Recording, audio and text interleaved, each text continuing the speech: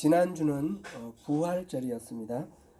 십자가형을 받고 죽으셨다가 아리마대 요셉이 장례를 치렀고 바위속 무덤에 안치되셨던 예수님이 부활하셔서 무덤에서 나왔다는 사실을 중심으로 해서 지난주 우리 말씀 살펴보았습니다.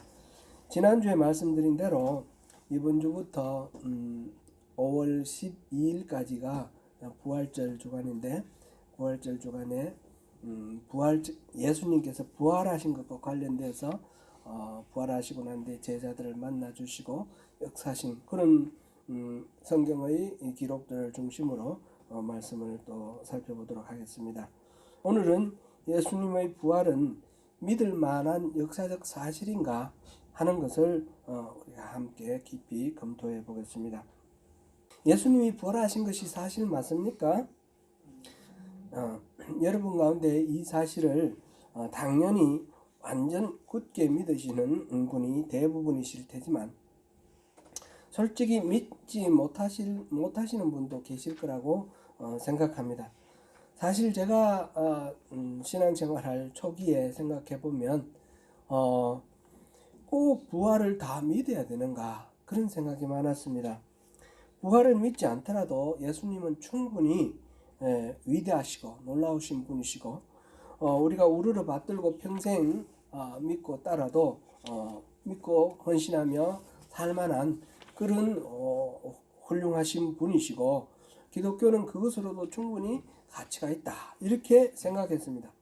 그래서 굳이 예수님의 부활을 믿지 않으면 이 참된 믿음이 아니다 이런 이야기를 들었을 때 오히려 제 마음속에 거부감이 들었습니다. 이 말은 바꿔 말씀드리면 저는 예수 부활이 믿어지지 않았다는 뜻입니다. 사람이 죽었다가 살아나는 일은 단연코 불가능한 일이고 그것이 과학적 사실이기 때문에 부활은 없다라고 생각했습니다. 그런데 고린도전서 15장에서 심각한 도전을 만났습니다. 고린도전서 15장 16절에서 20절 우리 같이 읽어보겠습니다.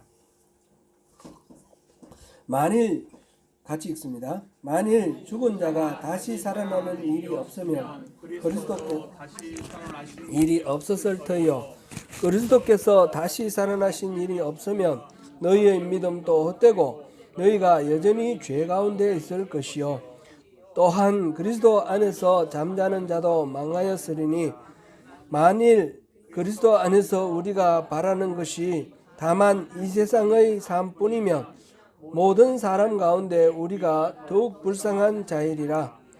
그러나 이제 그리스도께서 죽은 자 가운데서 다시 살아나사 잠자는 자들의 첫 열매가 되셨도다. 아멘. 생각해보면 당연한 이야기 같습니다. 인간이 부활하는 일이 없다면 부활이 과학적으로 불가능한 거기 때문에 인간은 절대로 부활할 수 없다면 예수님이 살아나셨다라는 것도 불가능한 일이 되겠죠. 그러면 그리스도를 믿는 우리에게 부활이 있다는 소망도 없어집니다. 그러면 이 땅에서 살다가 죽으면 다시 부활이 없으니까 그것으로 끝이라는 그런 생각이 됩니다. 그런 이야기가 됩니다. 우리가 바라는 것이 이 세상의 삶뿐이면 여기서 바울 사도가 말했듯이 우리는 참 불쌍한 사람이 됩니다. 이 세상에서 횡행하는 이 세상에 많이 퍼져 있는 죄 이런 것들에 대해서 하나님께서 징계하시고 처벌하는 것이 있었으면 좋겠습니다. 그리고 그럼 어려운 이런 고난 같은 것들을 잘 견디고 이겨내는 우리 믿는 사람들에게 하나님의 위로와 보상이 있었으면 좋겠는데 만약 부활이 없다면 그런 것들이 다 필요 없는 것, 이루어질 수 없는 것 아니겠습니까?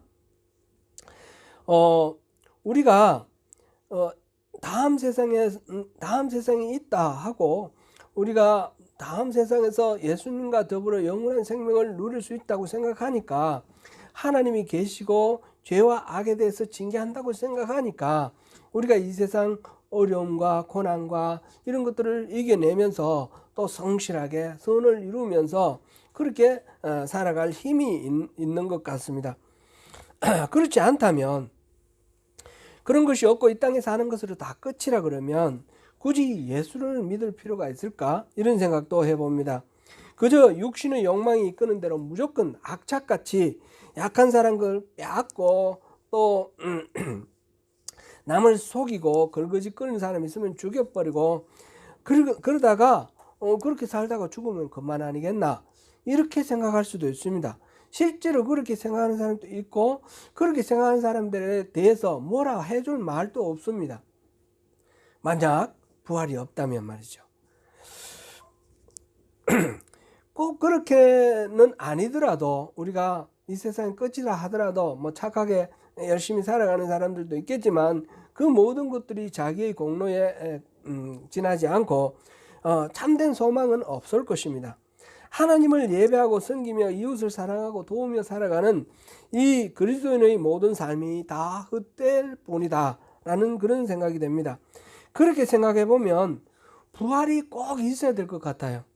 하나님의 심판도 꼭 있어야 되고 다음 세상은 반드시 있어야 될 것 같습니다. 그렇다고 우리가 생각에 있어야 된다고 생각한다고 있고, 뭐 없어도 좋다고 생각한다고 없고, 그런 거는 아니지 않습니까?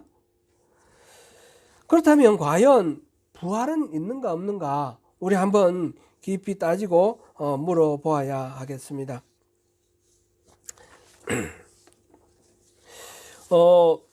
원래 이 세상에 부활이 없다면 예수님도 부활을 못하셨을 것입니다.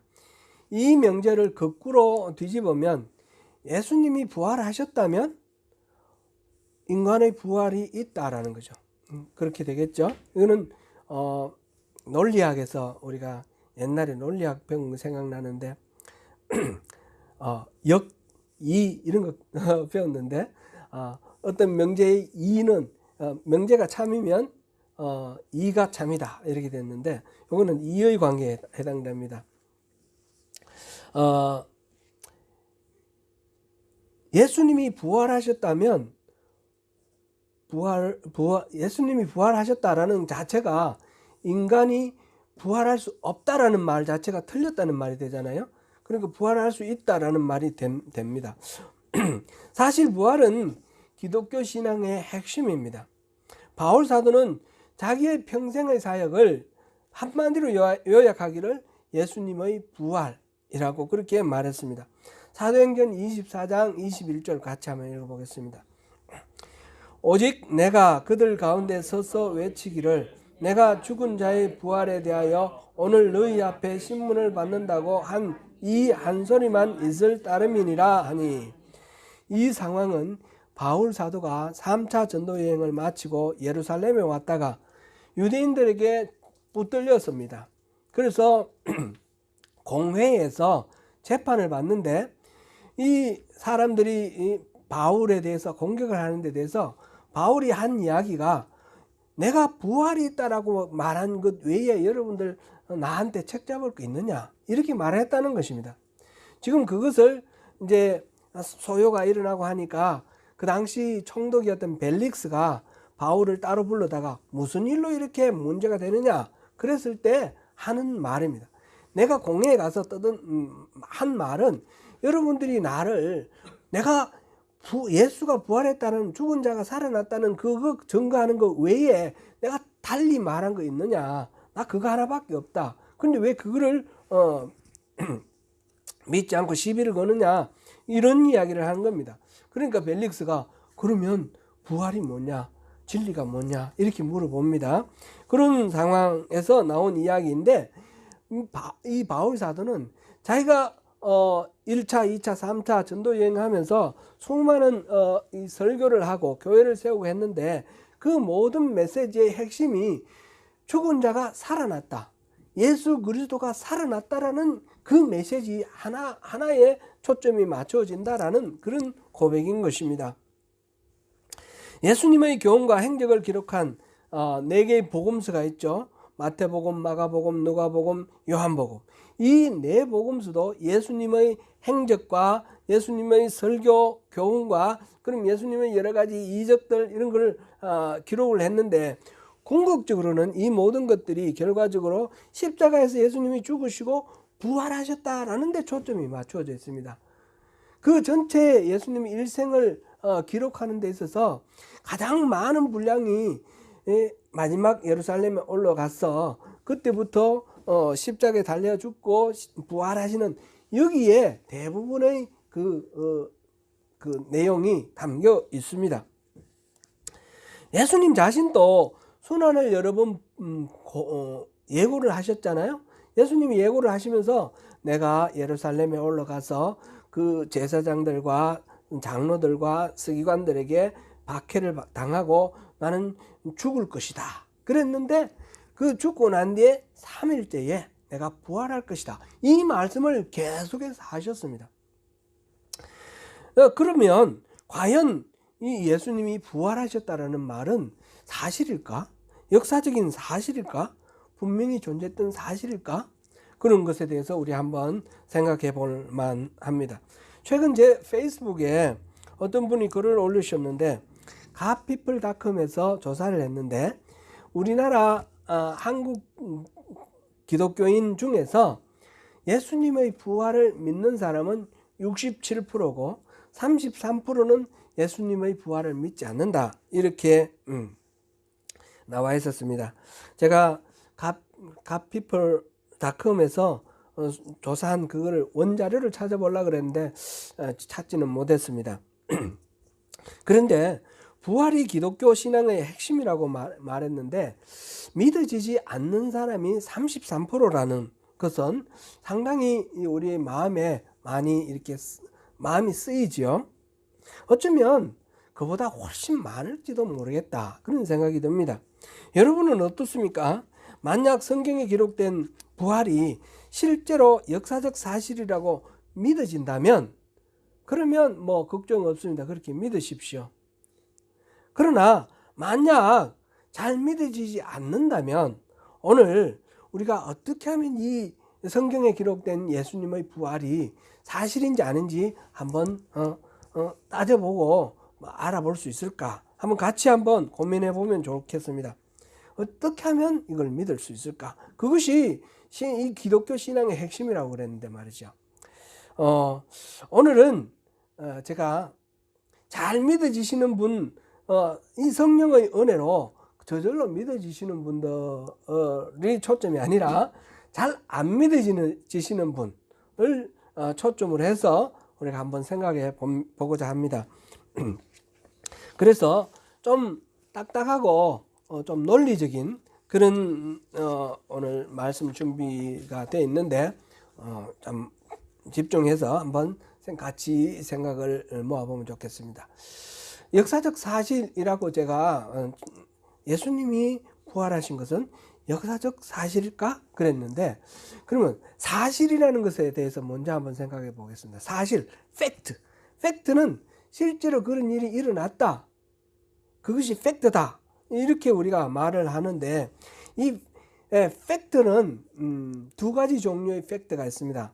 하나는 과학적 사실, 과학적 사실이 있고 하나는 역사적 사실이 있습니다. 과학적 사실은 반복적으로 이거를 관찰하고 또 계량화할 수 있습니다. 잴 수가 있습니다. 무게라든지 뭐 길이라든지 면적이라든지 빛의 강함이라든지 뭐 하여튼 과학적인 사실은 재어 볼 수 있고 또 다시 반복해서 관측할 수가 있고 실험을 또 해볼 수도 있고 이런 식으로 할 수 있습니다. 그래서 이건 과학적 사실은 객관적인 사실이다, 이렇게 말할 수가 있습니다. 근데 역사적 사실은 실제로 반복해서 그것을 관찰할 수가 없습니다. 한번 일어나고 끝이지 않습니까? 그렇기 때문에 반복해서 관찰할 수도 없고 또 뭔가 이걸 재어볼 수도 없습니다. 계량할 수도 없습니다. 그래서 이런 것들은 객관적인 사실이라기보다는 우리가 그렇다고 믿는 주관적인 사실에 해당됩니다. 주관적인 사실인데 그것도 한 사람만 그렇게 주관적으로 믿는 것이 아니라 그것에 대해서 서로 이렇게 대화를 나누고 정보를 공유하고 하면서 내가 믿는 바를 다른 사람들도 믿고 이렇게 서로 함께 믿어가는 것, 상호 주관적 사실 이렇게 표현을 하는데 그렇게 믿을 수도 있습니다. 예를 들면 제가 우리 아이들을 사랑하는데 내가 사랑한다라는 말, 그거는 내가 사랑한다라고 진술을 하면 그건 주관적으로는 사실입니다. 그죠?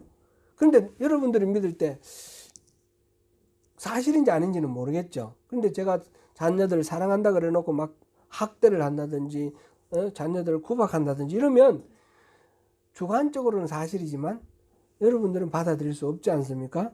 그래서 내가 그 자녀들을 사랑하는 표현으로 다 관심을 가지고 돌봐주고 필요한 것을 채워주고 여러 가지 자녀들의 삶을 또 향상시키는 그런 것에 헌신하고 노력한다면 그런 것을 여러분들이 보신다면 내가 아들을 사랑한다 이렇게 말할 때 여러분들도 공감해 주시지 않겠습니까? 이런 거는 상호주관적 사실이라고 합니다.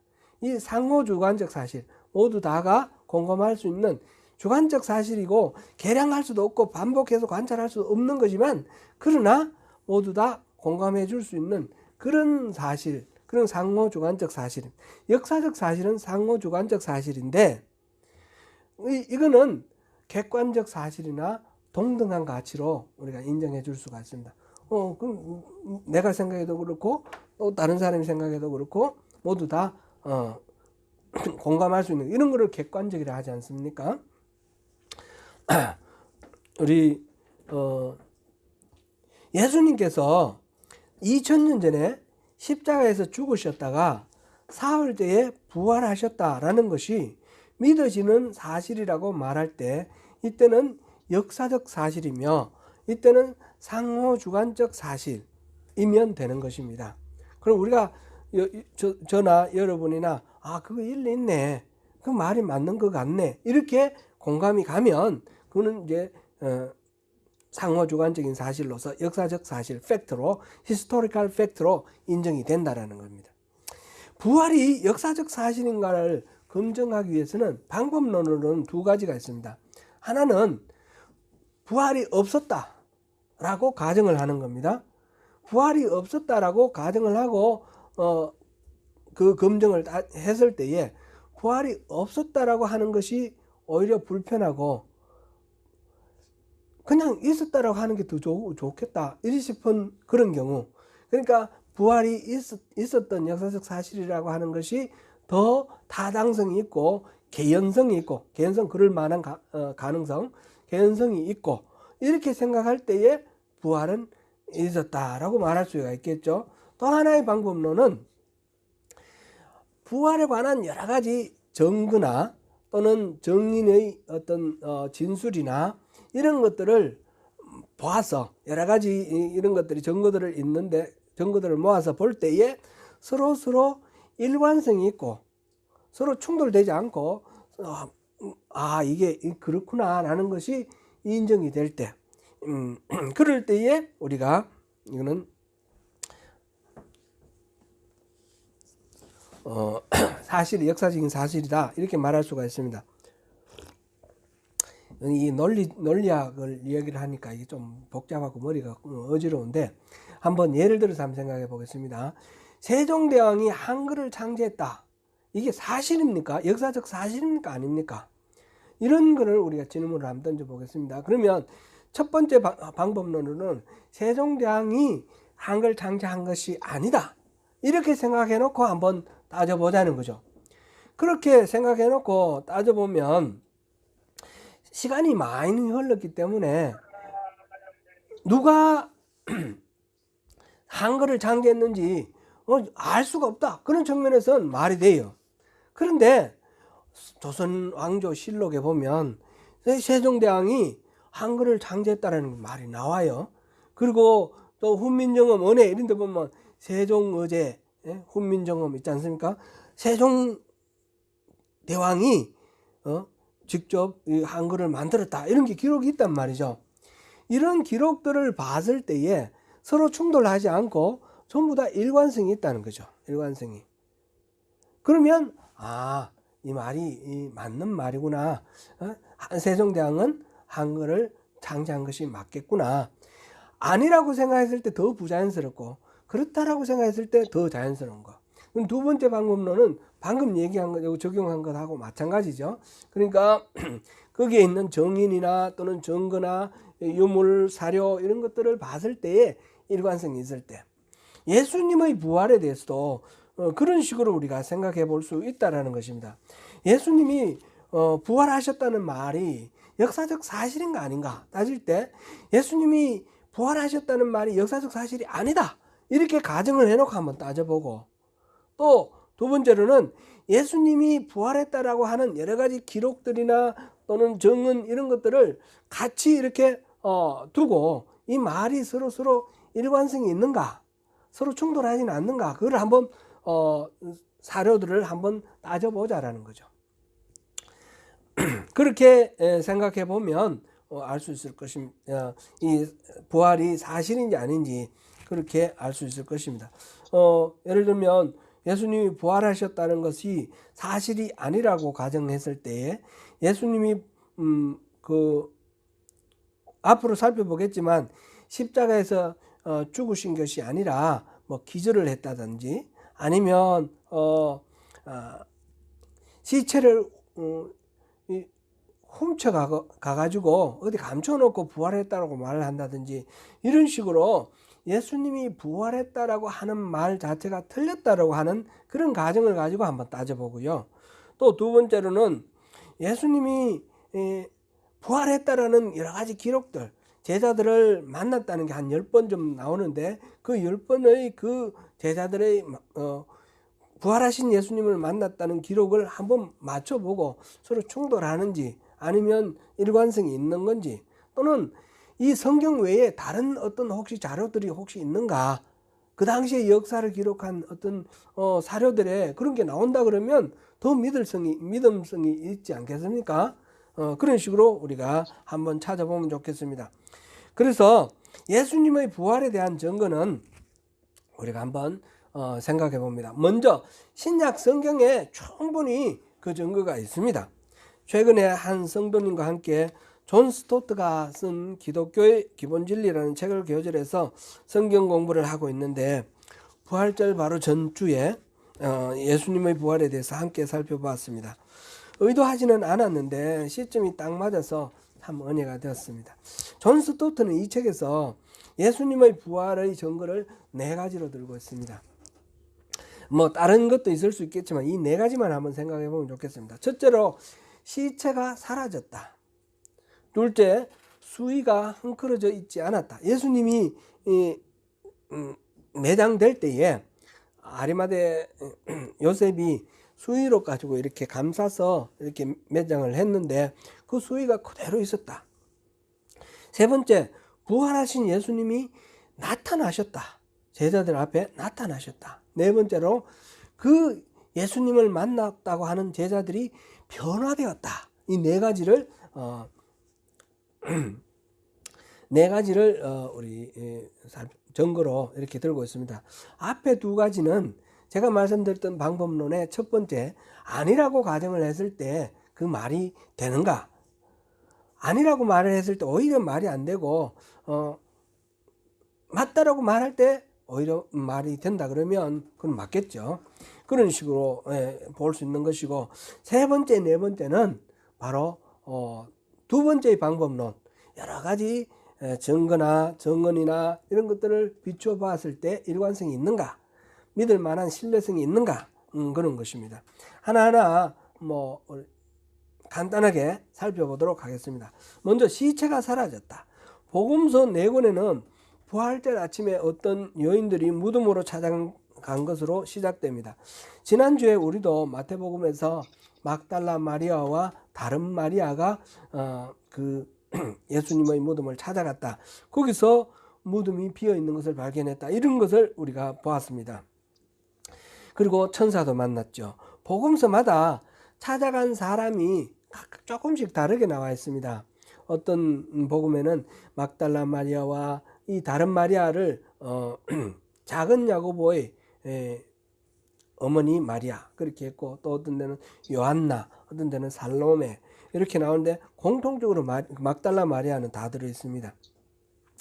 조금씩 기록은 다르지만 기본적인 메시지는 동일했습니다. 즉 예수님의 시체는 사라지고 없었고 그 무덤은 비어 있었다라는 것입니다. 이 사실에 대해서 반론이, 이게 예수님이 부활하셨다는 데 대한 반론, 그러니까 부활하지 않았다라고 하는 반론이 몇 가지가 있습니다. 첫째는 무덤을 찾은 여인들이 엉뚱한 무덤을 찾아갔기 때문에 그곳에 예수님의 그 장사한 시체가 없었다, 이런 얘기예요. 근데 그 전날, 그 전전날 장례할 때 그 자리에 가서 관찰을 했기 때문에 엉뚱한 데 갔을 가능성도 적지만, 설사 엉뚱한 무덤을 찾아갔다고 치더라도 한 번 찾아가 보고 없더라, 그래서 다시 안 찾아갔겠습니까? 만약 못 찾았으면 아는 사람 데리고라도 다시 갔지 않겠습니까? 그러니까 엉뚱한 무덤 찾아가서 예수님의 시체가 없었다, 이 말은 성립이 안 되는 거예요. 아리마대 요셉 같은 사람은 자기가 묻히려고 무덤을 만들어 놨던 그런 무덤인데 그걸 못 찾겠습니까? 그러니까 이 말은 맞지 않는다라는 것을 알 수가 있겠습니다. 또 예수님은 숨지신 것이 아니라 기절을 했다. 그래서 무덤 안에 갇혔을 때에 깨어나가지고 그 문을 열고 나왔다, 이렇게 주장하는 그런 주장도 있습니다. 그런데 아리마대 요셉이 예수를 사망하시고 난 뒤에 시신을 받아서 장례를 치르기 전에 그 시신을 달라 했을 때 빌라도가 죽었는지 안 죽었는지 확인을 합니다. 그래서 누가복음에서는 그냥 확인하고 물어봤고, 요한복음에서 보면 죽었다는 것을 확인을 하고 사망한 것을 확인하고 창으로 옆구리를 찔러보고 이런 과정이 있습니다. 그러니까 사망이 확인된 것이 분명하다라는 것입니다. 또 제자나 도둑이 시체를 훔쳐가서 감춰놓고 그 다음 부활했다, 이렇게 주장을 한다라는 그런 것이 있습니다. 이것은 시체의 도난을 방지하기 위해서 경비병을 세웠다라고 마태복음에 나와 있지 않습니까? 27장 62절부터 66절. 그런데 결국 이 예수님의 시신이 없어지고 난 뒤에 이 경비병들이 보고를 하니까 어떻게 했습니까? 제사장들이 돈을 주고 그 입을 막고, 그리고 제자들이 훔쳐갔다고 하라, 그렇게 소문내라. 그래서 결국은 그 소문이 퍼졌다는 거죠. 이 마태복음이 기록된 게 대략 한 AD 한 65년 정도 이렇게 될 거라고 생각하는데, 예수님이 십자가에 달리신 것은 한 33년, AD 33년 이 정도 된다라고 봅니다. 30년에서 33년. 그런데 그러니까 한 30년 후죠. 마태복음이 기록될 때는 예수님이 십자가에 달려 죽으시고 부활하신 지 한 30년 후인데, 그때에도 소문이 시체를 훔쳐가서 감춰놓고 부활했다라고 그렇게 하는 소문이 있다는 거죠. 근데 이 말은 제자들이 거짓말을 한다는 거 아닙니까? 시체를 어디 감춰놓고 부활했다라고 거짓말을 한다는 거 아닙니까? 그런데 이 제자들이 거짓말을 해서 부활했다라고 말을 했을 때 그 제자들에게 돌아가는 이익이 뭐가 있습니까? 베니피트, 혜택이 뭐가 있습니까? 죽음입니다. 죽음. 부활했다라는 거, 그 거짓말을 지키기 위해서 자기들이 목숨을 건다? 이거는 말이 안 맞는 겁니다. 뭔가 목숨을 걸고 거짓말을 하려면 그것이 뭐 안전을, 자기들이 이제 죽지 않고 살 수 있게 된다든지 뭐 그런 대가가 있는 것이지, 반대로 거꾸로 더 위험해지고, 부활했다는 말만 하지 마라, 그러면 살려줄게 그러는데 나는 부활했다는 걸 내가 봤기 때문에 내가 말하지 않을 수 없다 그러면서 죽는 거예요. 이 예수님의 그 부활을 목격했던 이 제자들은 다 순교를 했습니다. 그 밖에 또 로마인 또는 유대인 당국에서 예수님의 부활, 이 시체를 숨겨놨다가 어디 따로 보관을 해놨기 때문에 그 무덤이 비었다, 없었다, 이렇게 주장하는 사람도 있습니다. 만약 그게 사실이라면 예수님의 제자들이 우리 주님 예수님이 부활했다 이러면 거짓말 하지 마라, 여기 시체가 있는데 무슨 소리 하겠냐, 이렇게 해버리면 끝나는 거 아닙니까? 그 모든 논쟁이. 그런데 그거를 내놓을 수가 없었다는 거죠. 왜냐하면 그들이 숨겨놓았지 않았기 때문에. 이런 이야기들을 보면 그 무덤이 비었다라는 것은 사실이고, 그 무덤이 빈 이유는 다른 이런저런 구차한 이유들을 대지만 그게 아니라 예수님이 진짜 부활해서 살아나셨기 때문에 그렇다라는 것입니다. 일리가 있습니까? 아멘. 네. 두 번째 증거로 수위가 흥크러지지 않았다 그랬는데, 예를 들어서 예수님의 시체를 누군가가 훔쳐갔다 그러면 그 수위를 그대로 놔놓고 머리에 쌌던 것은 이렇게 개켜서 이렇게 올려놨다 그랬는데, 그렇게 하겠습니까? 그대로 모든 거 다 그대로 없어졌겠죠. 그게 수위가 그대로 남아있다라는 말은 다른 방식으로 시신이 움직여지거나 그런 것이 아니라는 겁니다. 다만 우리가 이제 예수님이 부활한 부활체를 보면 벽도 통과하고 막 이렇게 공간 이동 다 하지 않습니까? 그걸 보면 그 수위에서 그대로 예수님은 그 상태로 두고 일어나신 것입니다. 그런 것을 우리가 확인할 수 있습니다. 그래서 세 번째 증거는 부활하신 주님이 실제로 나타났다라는 것입니다. 지난주에 살펴본 대로 무덤을 찾아갔던 그 여인들 앞에 예수님이 나타나셨습니다. 그 외에도 성경에는 10회에 걸쳐 예수님이 정인 앞에 나타나셨는데, 이 부분은 앞으로 몇 가지 케이스를 골라서 우리가 살펴보겠습니다. 이렇게 부활하신 예수님이 제자들 앞에 나타나셨다고 하는 이 사건을 총체적으로 생각했을 때, 이거는 세 가지 중에 한 가지에 해당될 겁니다. 하나는 예수님이 나타났다고 하는 것은 지어낸 새빨간 거짓말이다.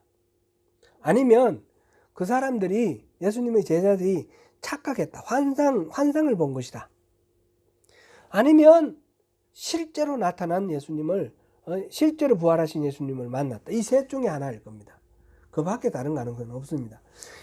새빨간 거짓말로 꾸며낸 것이다, 이렇게 생각을 했을 때에 우리 생각해 보면 예수님의 그 부활하신 예수님을 만난 그 기록들이 보면 아주 교묘하게 정교하게 이렇게 짜여져 있지 않아요. 아까 방금도 제가 말씀드렸듯이 무덤에 처음 간 사람이 막달라 마리아와 다른 마리아와 또는 요한나와 살로메, 이 기록들이 각 네 복음이 다 다릅니다. 예수님이 계셨던 그 무덤을 찾아갔을 때 천사들이 있었다. 마태복음은 천사라고 그랬고, 마가복음은 청년이라고 그랬고, 또 이런 식으로 그 증언이 약간씩 다릅니다. 만약 꾸며낸 거라면 딱 일치시킬 거 아니겠습니까? 정교하게. 그러니까 이게 일치하지 않는다는 말 자체가 꾸며낸 얘기가 아니라는 겁니다.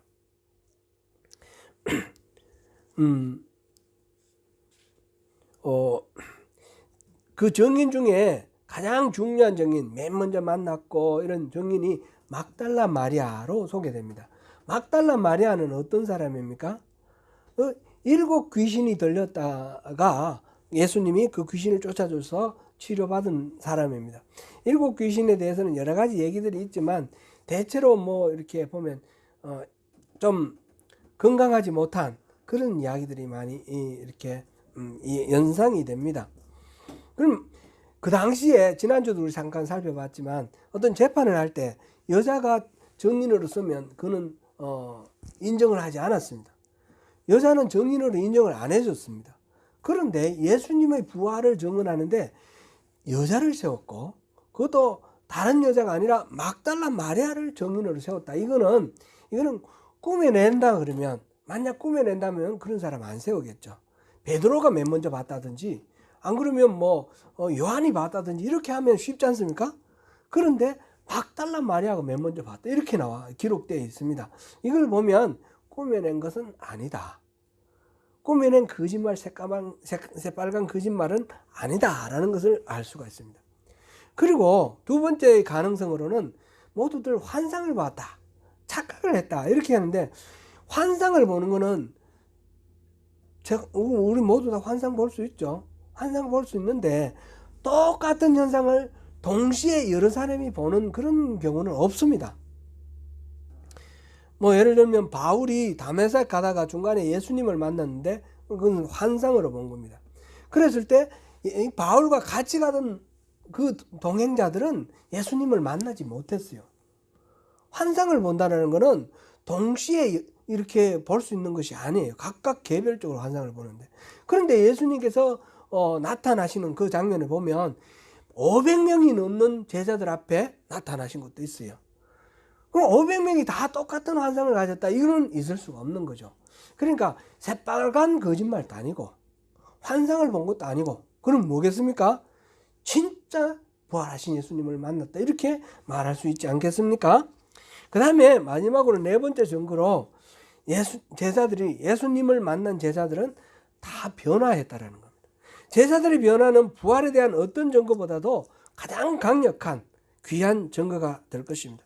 예수님이 사로잡혀 갈 때 제자들은 모두 두려움에 떨어서 도망을 갔습니다. 겟세마네 동산에서 예수님 체포될 당시에 다 도망갔지 않습니까? 어떤 한 제자는 이 헛입을 듣고 있다가 그냥 빨가보고 도망갔어요. 그만큼 정신이 없이 그냥 경황 없이 도망을 간 겁니다. 모두들 도망가더라도 나는 끝까지 선생님 지키겠습니다 외쳤던 그 베드로도 결국은 도망갔고, 나중에 예수님이 잡혀가지고 그 대제사장 가야바 앞에 가서 이제 재판을 받는데, 공회에서 재판을 받는데 베드로는 몰래 숨어서 그게 어떻게 되나 살펴보러 들어갔습니다. 그것도 대단한 용기죠. 그런데 그 가서 여종이 너 같은 편 아니냐 이랬더니 3번이나 모른다고 부인을 했어요. 그만큼 두려움에 떨었고 뭐 이렇게 겁에 질려 있었던 그런 베드로입니다. 그래서 그거는 뭐 이 사람이 비겁했다라든지 이렇게 말할 수도 없을 겁니다. 우리도 마찬가지 아니겠습니까? 그런 상황이라면 잡히면 같이 죽을지도 모르는데 쉽지 않은 그런 상황입니다. 끝내 예수님께서 십자가에 달려 죽으시는데, 십자가형을 받는데 그 자리에 갈릴리에서부터 따라온 여자들이 많이 있었다 그랬는데 제자들은 얘기가 없어요. 한 사람만 있어요. 예수님이 자기 어머니를 부탁하는 사랑하는 제자, 아마 요한일 거라고 생각되는데 그 외에는 다 두려워서 도망가고 숨어버렸다는 것이죠. 그 이후에도 사람들이 혹시 함께 예수와 한편이라고 해서 잡아서 어떻게 위해를 가할까 봐 두려워서 그 다락방에 숨어서 나가지도 못하고 꽁꽁 숨어 있었습니다. 그랬을 때 예수님께서 나타나셔서 그 벽을 뚫고 나타나시고, 이런 것을 우리가 볼 수 있습니다. 그러던 제자들이 예수 그리스도의 부활을 증거하기 위해서 자기의 생명을 아끼지 않았습니다. 사도행전 15장 26절에 보면 생명을 아끼지 않는다, 그런 표현이 나옵니다. 그리고 17장 6절에 보면 이들이 천하를 어지럽게 한다, 이런 표현이 나왔습니다. 목숨을 걸고 나가서 예수의 부활을 증거하기 때문에 온 세상이 이들 때문에 막 어지러워지는 그런 상황이 되었습니다.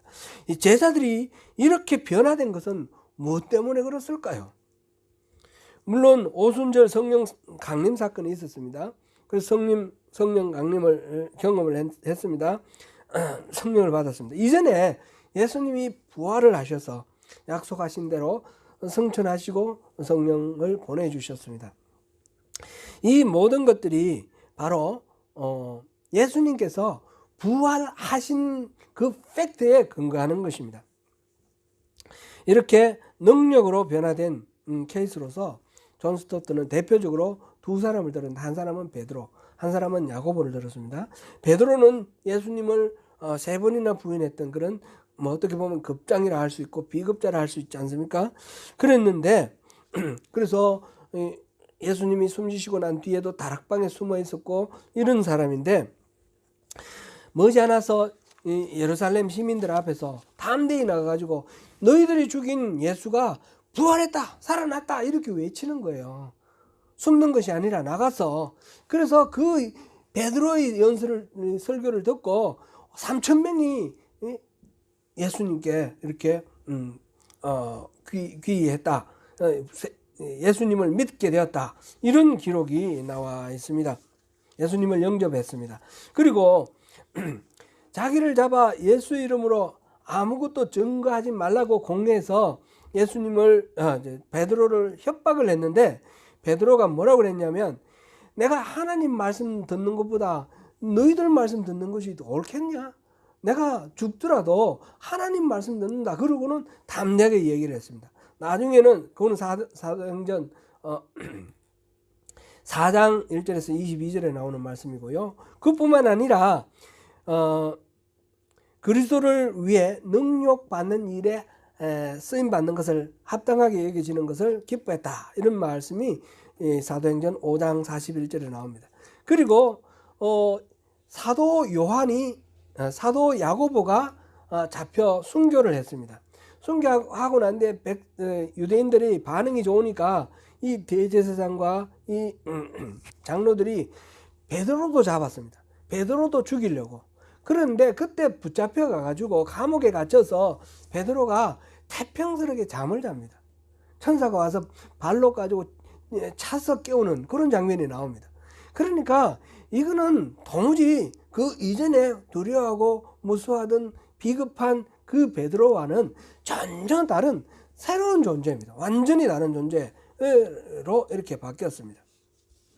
야고보의 사례를 보겠습니다. 야고보는 예수님의 동생 야고보입니다. 복음서 전체에서 그는 예수님을 믿지 않았다, 이렇게 봅니다. 초반에 보면 예수님이 미쳤다고 생각해서 잡으러 온 그런 장면도 있습니다. 마가복음 3장 21절에. 그리고 초막절이 되어서 성지순례 하기 위해서 성전에 올라갈 때 예수님이 안 올라가니까 많은 사람도 있는 데서 가서 자기가 누군지 드러내라, 그렇게 부추긴 사람이 이 동생들입니다. 그 말은 무슨 말이냐면, 예수님이 그리스도라고 믿어서 그런 말이 아니라 믿지 않았기 때문에 조롱하는 말이다라는 것입니다. 그게 바로 요한복음 7장 5절에 믿지 않았기 때문이다라고 그렇게 기록되어 있습니다. 그렇게 예수님 자기 형 마리아에게서 난 동생, 요셉과 마리아 사이에 난 동생인데, 이 야고보가 예수를 믿지 않았는데, 그런데 나중에 이 야고보가 변화가 되어서 사도행전 1장에 보면 누가가 예수님을 믿는 제자들의 명단이 나오는데, 거기 보면 예수님의 아우들이라는 표현이 나옵니다. 그 야고보와 또 요한 일리서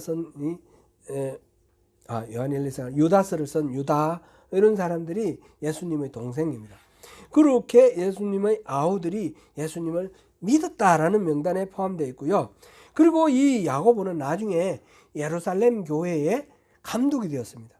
사도행전에 나오는 그 야고보, 예루살렘 교회의 책임자 야고보는 바로 예수님의 동생 야고보입니다. 야고보가 이렇게 변화되는 것은 무엇 때문에 그랬겠습니까? 부활하신 예수님을 만났습니다. 그전에는 안 믿었는데 실제로 만나보니까 예수님 평소에 얘기했던 거하고 똑같거든요. 그러니까 예수를 믿었습니다. 베드로에게 이 두려움에서 용기로 바꿔줬고, 이 야고보에게 불신에서 믿음으로 바꿔준 이 요인은 다름 아닌 예수님의 부활이다라는 것입니다. 이상 4가지 우리가 증거를 봤는데, 이거는 모두 다 성경에 기록된 내용들입니다. 성경 밖에는 그러면 혹시 예수님의 부활에 관한 그런 어떤 기록이 없을까, 이렇게 생각해 볼 때 한 기록이 있습니다. 요세푸스의 유대 고대사입니다. 제가 이걸 갖고 왔는데, 요세푸스의 유대 고대사. 요세푸스는 원래 유대인으로서 제사장 가문의 사람인데, 로마에 의해서 반란을 일으킨, 예수님이 숨지시고 난 뒤에 한 30년 후에 AD 66년부터 유대 전쟁이라는 것이 일어납니다. 말하자면 독립전쟁이 일어나는 겁니다. 유대인들이 뭐 셀롯 땅 뭐 이런 사람들이 단결을 해가지고 반란을 일으키는 겁니다. 그리고 66년부터 70년까지 가서 70년에 완전히 예루살렘이 멸망당하고 성전이 완전히 파괴가 되는데 그 4년 동안 그 전쟁을 유대 전쟁이라고 합니다. 이 요세푸스가 유대 전쟁사라는 책도 썼고요. 그 이전에 있었던 일을 기록한 게 유대 고대사입니다. 이 요세푸스는 그때 유대 전쟁에 갈릴리 지역 사령관으로 전쟁에 나갔습니다. 전쟁에 나갔는데 전쟁에서 베스파시아누스 장군에게 포로가 됐습니다. 로마의 장군에게 포로가 되었는데 포로가 되기 전에 모두들 막 자결을 했죠. 자결을 했는데 이 요세푸스는 자결을 안 하고 포로가 되었습니다. 포로가 되고 난 뒤에 그 다음부터는 이 로마 장군의 조력자가 되어서 이 유대인들에게 항복하라, 항복을 권유했고요. 마지막에 예루살렘이 점령되기 전에, 함락되기 전에 그 항복을 권유하고 또는 여러 가지 이제 평화 조약을 이렇게 논의하고 결국 결렬됐지만 그런 가운데서 이 요세푸스가 중요한 역할을 했습니다. 그러니까 요세푸스는 그 유대인이면서 유대 사회 속에 깊이 뿌리 박은 그런 사람입니다. 이 사람이 나중에 이제 예루살렘이 멸망하고 난 뒤에 베스파시아누스가 황제가 되었다가 그 다음에 그 아들 티투스가 황제가 되죠. 티투스가 예루살렘을 멸망시킨 사람이죠. 이 티투스의 조력자로 계속해서 로마에서 살고 책을 두 개를 썼습니다. 하나는 AD 75년에 유대 전쟁사를 썼고 하나는 AD 95년에 유대 고대사를 썼습니다. 우리가 뭐 바리새파 또는 뭐 사두개파, 에세네파 이런 걸 우리가 알지 않습니까? 그 기록은 전부 다 이 유대 고대사에 여기에 다 나오는 이야기입니다.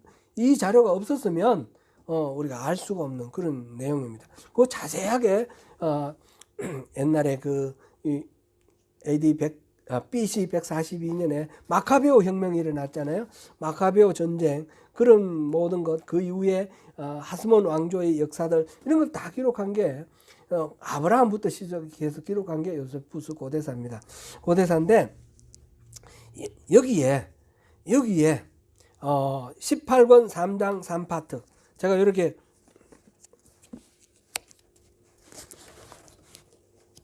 간지를 끼워가지고 이렇게 제가 찾아봤는데 여기에 예수님 부활에 대한 이야기가 나옵니다. 우리 같이 한번 읽어보겠습니다. 이건 시작. 한편 바로 이때 예수라는 지혜로운 사람 너무나 신기한 일들을 많이 행했기 때문에 인간이라고 볼 수 있을지 모르겠으나 인간으로 보는 것이 합당하다면 그런 사람이 있었다. 그는 사람들로 하여금 기쁜 마음으로 진리를 받아들일 수 있게 만드는 선생이었다. 그는 수많은 유대인뿐 아니라 이방인까지도 그의 곁으로 끌어들였다. 그가 바로 그리스도였다. 빌라도가 유대인의 유력 인사들의 청에 의해 그를 십자가에 달려 죽게 했으나 그를 처음부터 사랑하던 자들은 그를 버리지 않았다. 왜냐하면 하나님의 선지자들이 그에 관해 예언한 대로 3일 만에 다시 살아나서 그들에게 나타났기 때문이다.